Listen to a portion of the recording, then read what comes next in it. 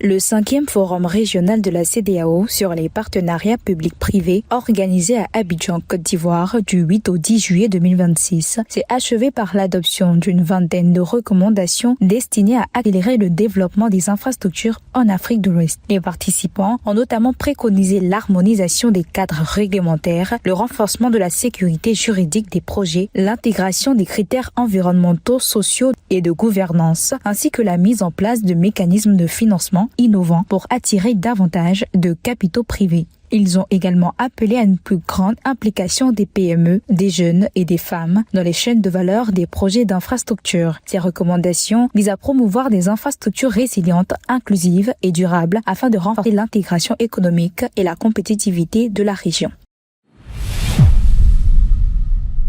Réunis à Dar es Salaam lors de la 19e session du Conseil sectoriel sur l'agriculture et la sécurité alimentaire, les ministres de la Communauté d'Afrique de l'Est, CAE, ont adopté plusieurs mesures stratégiques visant à accélérer la transformation des systèmes agroalimentaires régionaux. Ils ont notamment approuvé le plan d'investissement régional pour les systèmes agroalimentaires 2026-2035, des réformes réglementaires en matière de production agricole et de santé animale, ainsi que des initiatives en faveur de la jeunesse, de la mécanisation et de la résilience climatique. Les ministres ont également appelé à un renforcement des investissements, de la coopération régionale et des échanges agricoles afin d'améliorer durablement la sécurité alimentaire, la compétitivité et le commerce au sein de la région.